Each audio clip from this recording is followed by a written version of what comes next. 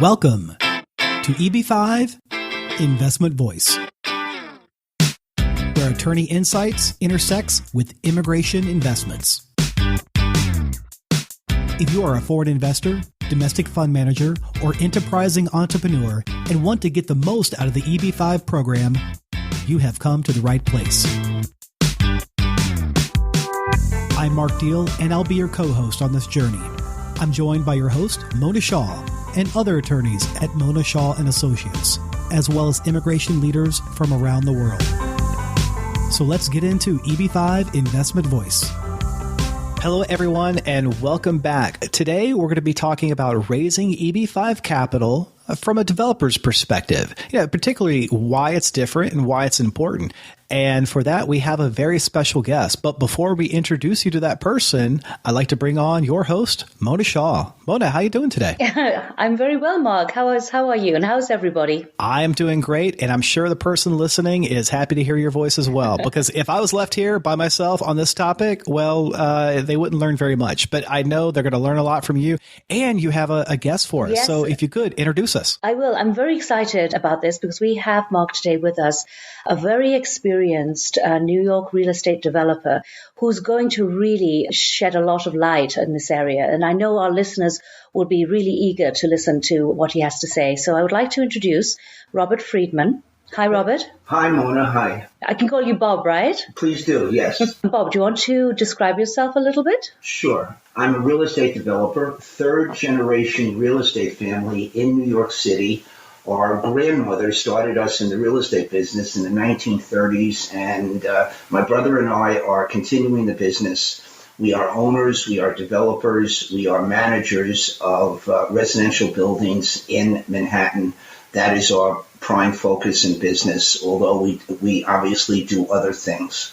Wow, that's amazing, Bob. And for many of our listeners who are thinking of EB5, they know about EB5, maybe you're an attorney, perhaps you're an investor, the insights that somebody with the experience that Bob has can give is invaluable.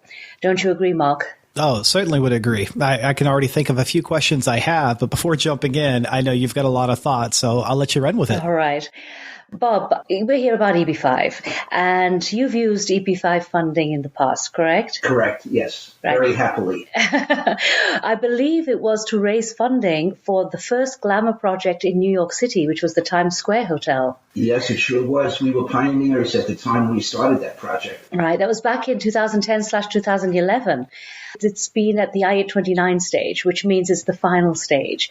And that means is that almost all of the petitioners who filed, all the investors who filed in the project have got their permanent green cards. Yes, that's correct. How far has the project progressed, though? Because I know it was this huge, we know all about this huge hotel in New York. I know about it because we were the ones who were on the project. Right. Well, it is the Times Square Hotel.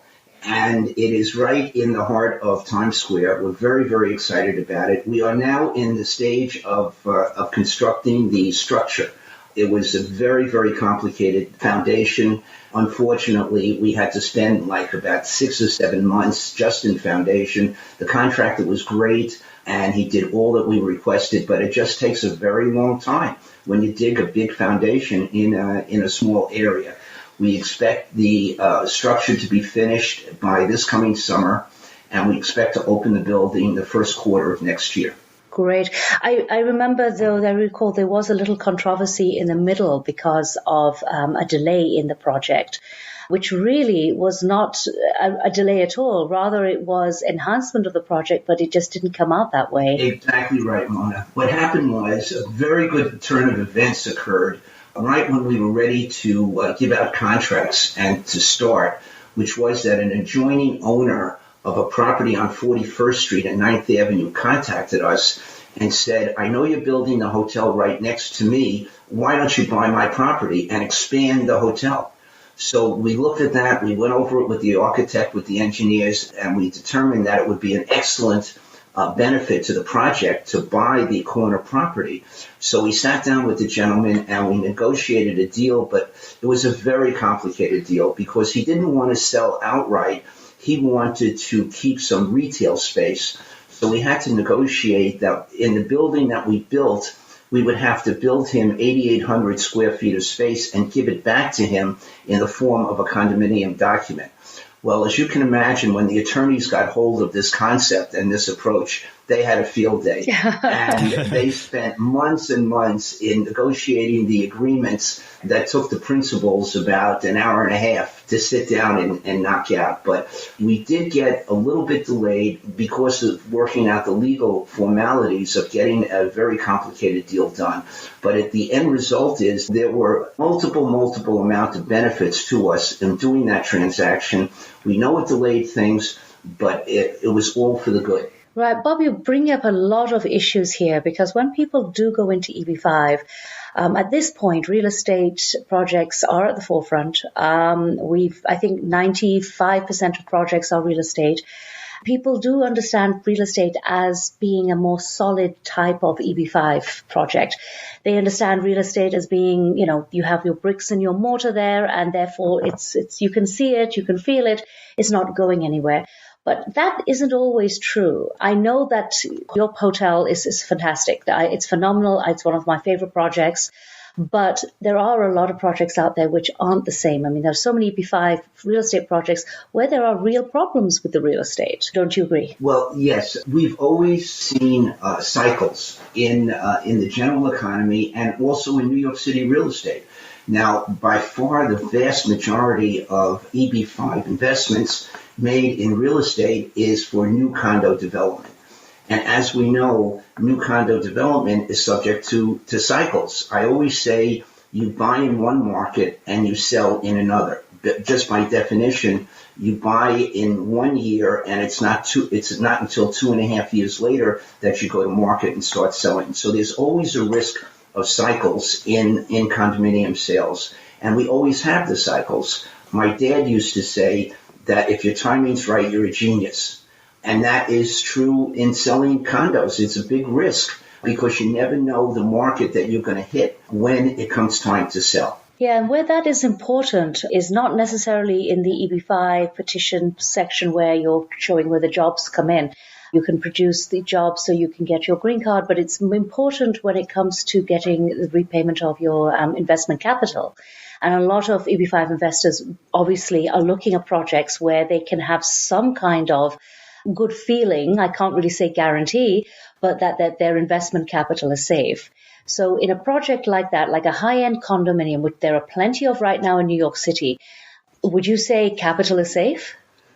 Well, it actually depends upon your point of view. As I said before, Mona, who's got the crystal ball to know what the condominium market will be 2.5 years after you make your initial investment?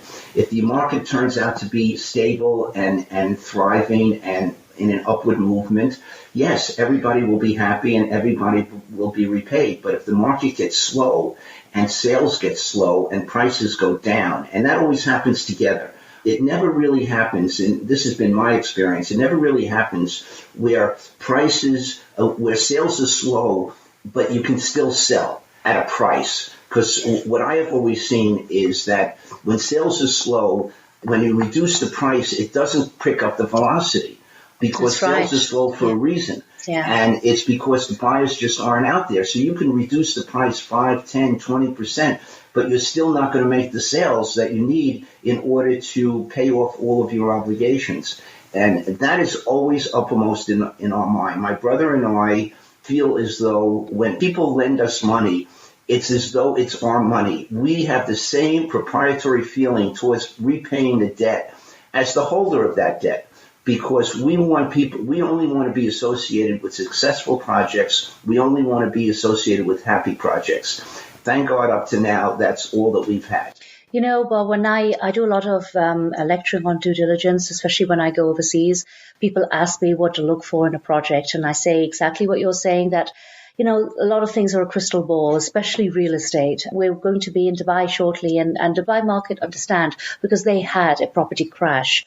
The Chinese market haven't really had that property crash yet, so they haven't really experienced.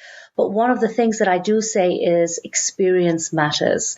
Good management, good developers, that's essential. You get somebody who's doing it for the first time, they have no idea. And we've lived through all those markets. I mean, we've lived through markets where we have sold, this was in a co-op apartment that we did, a conversion that we did, where in the first day that we opened the sales office, we had 30 signed contracts. I mean, it was crazy. But we've also been in a situation in 08 and 09 where we were selling condos, and it was a very slow market.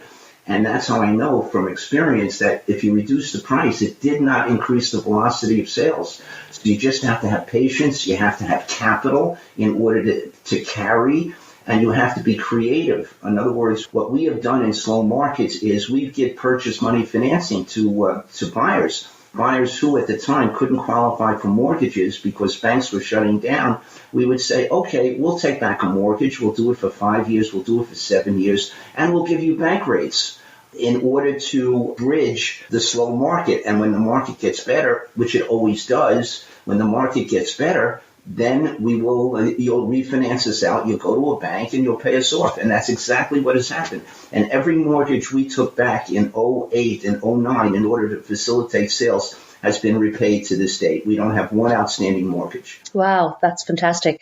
But the point I often make, Bob, and I think you would agree with me, is that EB5 is usually a 5-year cycle. People do think that they can try and get their money back from a project within 5 years.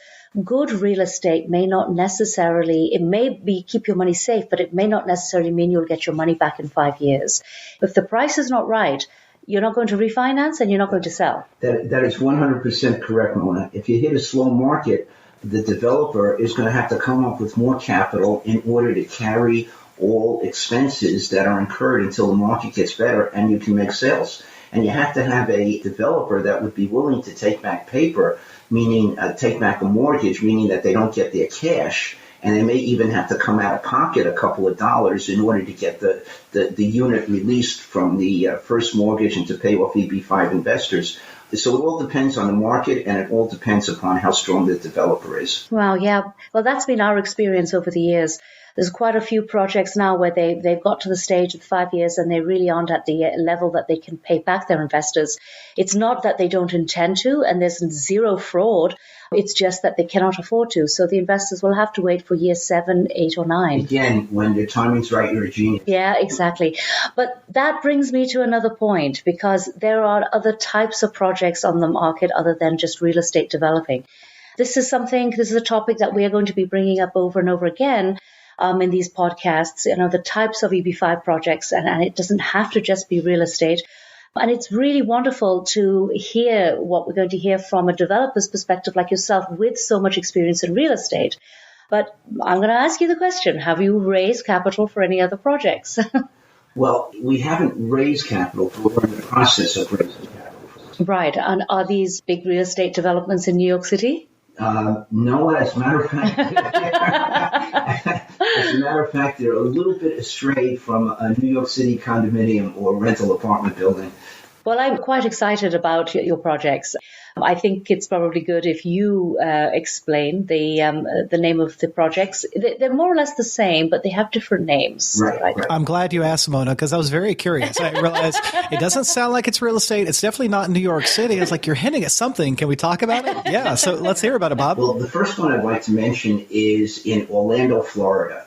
More people come to Orlando, Florida, be it business or leisure travel, than any other location, certainly in the United States and maybe in the world. Last year, they announced 62 million visitors to Orlando. So it's a tremendous opportunity to capture the business traveler and the leisure traveler in order to do things when they have the time available. Given that's the fact, we undertook to build the world's tallest roller coaster in Orlando, Florida.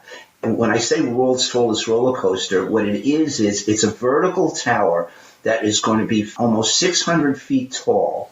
And around the vertical tower... Are you feeling sick yet, Mark? Well, I'm just trying to not state the obvious joke with an immigrant-invested 600-foot roller coaster. But let's hear more about it, Bob. There you go. So there's going to be there will be tracks that go around the tower. Sometimes the car will go clockwise, and then it'll do a loop, and then it'll go counterclockwise. It will go straight up the vertical tower, and then when it gets to the top, it is pure gravity taking the car all the way down to the ground.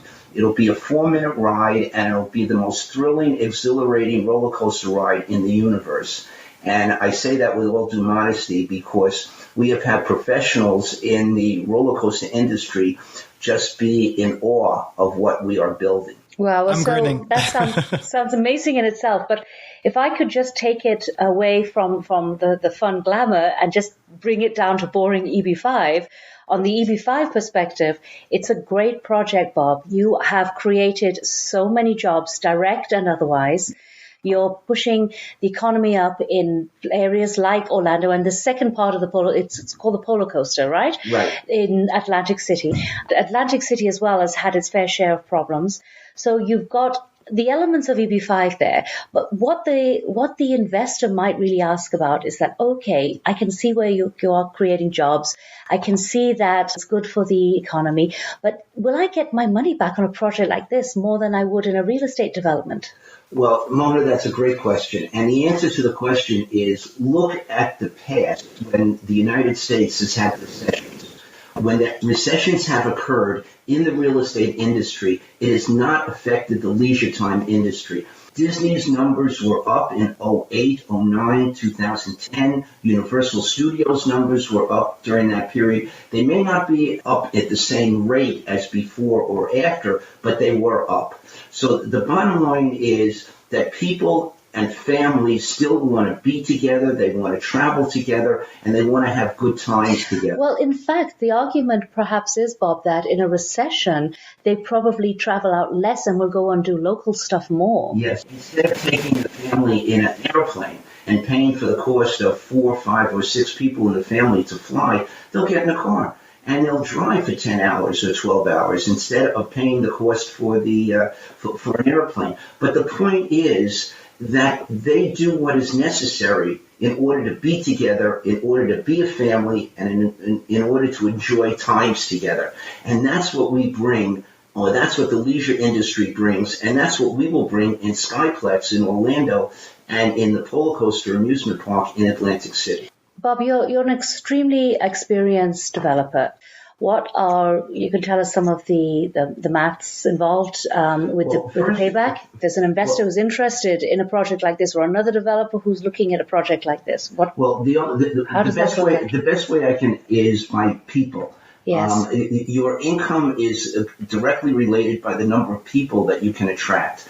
The Orange County traffic study predicted that we will have 4.4 million visitors a year to Skyplex. 4.4 million, wow. Visitors a year. We believe that it will be, people will know Orlando as Disney, Universal, and Skyplex. We believe that after we open and after we're known to the public and in the United States and around the world, that we will supplant SeaWorld as the number 3 attraction in Orlando.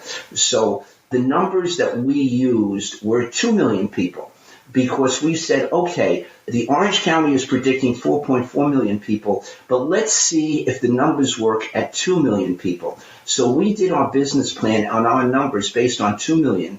And at 2 million people, the numbers it's just off the charts how much money can be made in Skyplex. So it's a cash generating project. That's what I'm trying to get at. It is a cash cow. Again, Mark, so then you see this is a very different type of EB5 project, but in the way it's not. It's one of your cash generating EB5 projects. There are other cash generating EB5 projects out there, but you have to see which ones are more likely to generate cash than not. And an investor who's coming in and looking at a project would need to see what is the likelihood, what is the location. Well, you can't beat Orlando. And on the East Coast, Atlantic City is a fantastic location. Then you have to see that with the attractions, are they just mediocre attractions? And you can just hear from Bob, these are amazing. They're not mediocre attractions at all. So the likelihood of a project like this being successful is pretty high. Yeah, I'm certainly grinning ear to ear because everything you're describing sounds great to me. But big picture here, we're really talking about an EB5 investable opportunity like Skyplex or like projects like Skyplex, which are cash generators. So the big picture here, the exit strategy for the EB5 investor, unlike a traditional real estate, which would be to hold on to it and sell when the market's right. And sometimes, as you indicated, you have to wait for that. Or, maybe there's some type of event that you leverage a bank in order to get the investors out, or maybe not, depending on those sorts of situations. But this is key because you're not really creating a space, an object, a brick and mortar. What you're doing is you're creating an experience and you're monetizing that experience across, well, obviously a number of people. You're generating a lot of cash, and in that cash, you develop the mechanism in which to pay back the investors. So that's the big picture here with the scope of EB5. Am I correct? Yes, you're more than correct. In order to give you the full answer, I want to go back a little bit and just tell you a little bit about the ownership team that we have for both projects. We are generational people. We are long-term owners. And that's part of the reason that we were attracted to both of these investments, because we want to own these properties for the long term. We want to own it for the next generation and the next generation. And I might add that the first property that my parents bought was in 1947, and I am proud to say my brother and I still own that property today. So that will give you a sense of how generational thinking we are. The exit for the EB5 investors will be, as you said very eloquently, Mark, cash flow. And when we have the cash flow, we will go to a bank, an institution, and we will get a long-term mortgage. And from that long-term mortgage, we will pay off our construction loan, and we will pay off all the EB5 investors. And the ownership team will have long-term, stable ownership of the asset, which is what we want and is what our ultimate objective here is, to have a quality asset that we're going to be proud of, that we're going to love to own, we're going to love to operate, and we're going to pay off everybody in 100% of what they are owed. So, Bob, let me ask you this. I realize that you are an experienced owner and developer with regard to real estate projects, and you mentioned at the top of the interview that you are very happy with EB5. What specifically about the EB5 program do you really like, and how does that perhaps set you apart or differentiate you from, say, other developers that don't leverage that program? Well, what it does is it enables projects to get done. And I think that is the biggest reason why EB5 has been such a success. It takes the pressure off the banks and the financial institutions in the United States to loan to developers the money that they need in order to build out the project that they have.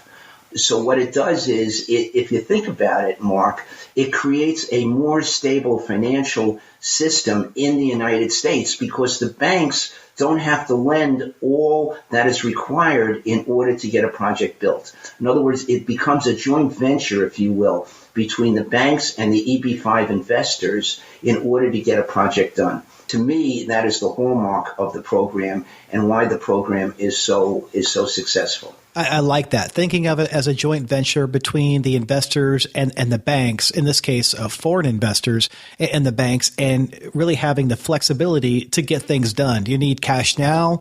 There's mechanisms through EB5. You need to pay back investors. You can use mechanisms through the bank, or perhaps cumulative cash flows through a cash cow program like you've mentioned before. Exactly. And the banks get what they want, which is a steady, predictable, secure return, because they're not lending all the money that's necessary for the project. They're only lending some of the money. So they get what they want, which is security and a very, very, very high likelihood of being repaid. What the EB5 investors get is their green cards. They qualify for the program, and they get a secure investment and where they can make some money, where they have the great, great likelihood of being repaid, and in addition, they get their green card. So everybody gets something out of the partnership. It's a win-win situation. That's why I love EB5. It sounds like what I'm hearing, Bob, is you really like EB5 because it takes the pressure off getting things done, because you maintain more flexibility, because your traditional bank debt to the overall project value ratio, that remains low. So it remains you more flexible to do things, whether it is hold out longer for a higher selling price or put phase A in front of phase B. Is that a good synopsis? Absolutely, Mark. And I must tell you that in our experience, as Mona said before, we were one of the first that actually did an EB5 program and closed an EB5 program. And at the very in New York City, yes. At the very onset of this, when I called up a couple of banks that we know and do business with and explained to them what we're doing with the EB5 project, the initial reaction was, what is EB5? And I don't want to get involved. Because it was just a natural reaction of people in the banking system of not knowing what the program is and not wanting to extend themselves to learn about it. Well, now, of course, it's a different universe. Today, in 2016, every bank knows about EB5, and every bank in some way or another has been involved in an EB5 project. So you don't have that situation. But at the very onset, we did. And I remember one banker telling me from a very major national money market bank, telling me that the board of directors would never approve being involved in an EB5 project. And of course, that's all different today. Bob, 2016, we are still facing the possibility of the increase from 500 to 800,000. It might happen this year, may not. It's an election year, may happen next year. What do you feel, what's your outlook for the year? Well, you're going to hammer on with raising capital for these two projects? We're hammering on, Mona. As you happily say. My feeling is that if it's a good deal for an investor at $500,000, it'll be a good deal for an investor at $800,000. Happily, there are lots of people that want to qualify for the program, that have the capital necessary, that have the desire to obtain green cards. So I really don't see a raising of the minimum threshold to $800,000 as being any sort of serious impediment to the program. Great, thank you. Bob, thank you so much for sharing with us your developer's perspective on raising EB5 Capital. Thank you very much, Bob. It's been a pleasure, as always. My pleasure. Enjoy the day. Thank you for being with us today on EB5 Investment Voice. The topics presented in this podcast is informational in nature and is not to be taken as specific legal advice. If you have questions on the topics presented in this episode or other investment immigration needs, please contact Mona Shaw and Associates. Mona and her attorney staff can be reached at mshawlaw.com. That's mshawlaw.com. Or call the office at 212-233-7473. Don't worry about trying to write all this down, as it's already embedded in your podcast player of choice. The contact information and other valuable resources can be found there. I'd again like to thank Robert Friedman for coming on today's show and discussing with us the EB5 program and the benefits from a developer's perspective. We got to hear what EB5 investment can really do for America, not just through job creation, but the actual benefits of the projects themselves to the United States. But investments are only as good as, the money you get out of them. So next week, we're going to be talking about EB5 exit plans that actually work. Make sure you don't miss it by subscribing to the podcast. While you're at it, leave us a rating on iTunes. If you really found this episode valuable, share it with someone else that could benefit from this information. Until then, I'll see you on the next episode of EB5 Investment Voice.